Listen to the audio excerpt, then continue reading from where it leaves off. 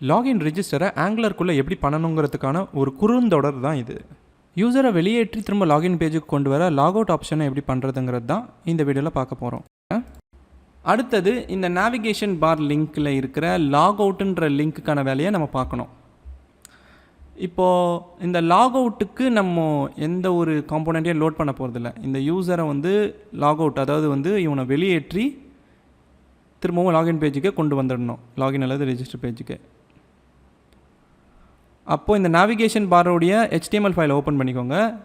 இந்த HTML logout link இருக்குல்ல, அந்த இடத்துல கிளிக் ஈவெண்ட் பண்ணுறோம். இந்த லிங்கை கிளிக் பண்ணும்போது கிளிக் ஈவெண்ட்டை நம்ம லிசன் பண்ணுறோம். அதுக்கு கிளிக் அப்படின்ற ஈவெண்ட்டை லிசன் பண்ணி அதுக்கான ஃபங்க்ஷனை நம்ம இந்த நேவிகேஷன் பார் காம்போனெண்ட்குள்ளே கொடுக்க போகிறோம். என்ன ஃபங்க்ஷன்னா லாகவுட்ன்ற ஃபங்க்ஷன். இப்போ இந்த ஃபங்க்ஷன் இன்னும் உருவாக்கப்படலை, அதனால் இந்த நேவிகேஷன் பார் காம்போனெண்ட்டோடைய டைப் ஸ்கிரிப்ட் ஃபைல் ஓப்பன் பண்ணிக்கிறோம். அதில் லாகவுட்னு சொல்லிட்டு ஒரு ஃபங்க்ஷனை உருவாக்கலாம். இந்த ஃபங்க்ஷனுக்குள்ளே யூசரை வெளியேற்றக்கூடிய ஒரு விஷயத்தை பண்ண போகிறோம். அது என்னென்னா, இந்த யூசருடைய டோக்கனை ப்ரௌசருடைய செஷன்லேருந்து ரிமூவ் பண்ணுறது. ஏன்னா டோக்கன் தானே ஒரு யூசரை அத்தன்டிகேட் பண்ணியிருக்கானா இல்லையான்றதை முடிவு பண்ணுது. ஆக அந்த டோக்கனை ரிமூவ் பண்ணுறதுக்கான ஒரு ஃபங்க்ஷனை இந்த ஆத் சர்வீஸ் கிளாஸ்க்குள்ளே நம்ம உருவாக்க போகிறோம். அதுதான் ரிமூவ் டோக்கன் அப்படின்னு சொல்லிட்டு ஒரு ஃபங்க்ஷன்.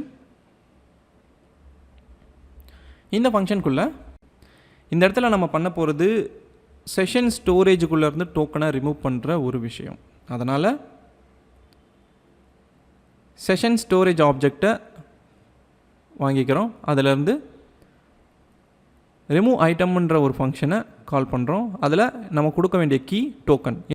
ஏன்னா அதுக்குள்ளே தான் நம்ம டோக்கன் வேல்யூவை ஸ்டோர் பண்ணியிருக்கோம். இப்போ அதை ரிமூவ் பண்ணிட்ட பிறகு நிச்சயமாக டோக்கன் இருக்காது. இப்போ இந்த ஃபங்க்ஷனை நம்ம இந்த நேவிகேஷன் பார்க்குள்ளே இருக்கிற இந்த லாகவுட் ஃபங்க்ஷனில் கால் பண்ணணும். நம்ம ஏற்கனவே அத்தன்டிகேஷன் சர்வீஸ்க்கான ஆப்ஜெக்டை உருவாக்கியிருக்கோம் கன்ஸ்ட்ரக்டரில். அதனால் திஸ் ஆத் அப்படின்ற ப்ராப்பர்ட்டி, அதுக்குள்ளே ரிமூவ் டோக்கன்ற ஃபங்க்ஷனை கால் பண்ணுறோம். இந்த ரிமூவ் ஃபங்க்ஷனை கால் பண்ண பிறகு இப்போ யூசர் நிச்சயமாக டேஷ்போர்ட் பேஜுக்குள்ளே இருப்பார். அவரை லாகின் பேஜுக்கு கொண்டு செல்லணும்னா நம்ம இந்த இடத்துல ஒரு ஃபங்க்ஷனை கால் பண்ணணும், இன்னொரு ஃபங்க்ஷன்.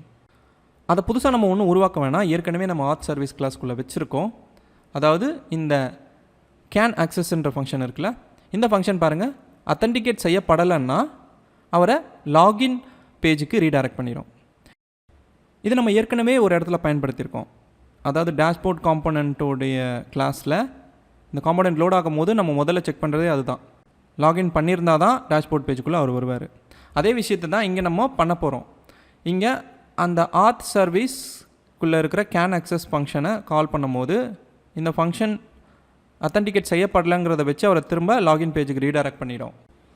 இதெல்லாம் எப்போ நடக்கும் அப்படின்னா, இந்த நேவிகேஷன் பார் காம்போனண்ட்.htmlக்குள்ளே இருக்கிற இந்த லாகவுட் லிங்கை கிளிக் பண்ணும்போது, ஏன்னா அதுக்குள்ளே தான் அந்த ஃபங்க்ஷன் கால் ஆகுது. ப்ரௌசருக்கு வரும் அவுட்புட் பார்க்கலாம். இப்போது ரிஃப்ரெஷ் நடந்து முடிஞ்ச பிறகு லாகவுட் லிங்கை நம்ம கிளிக் பண்ணலாம். இது லாகின் பேஜுக்கு வரணும்.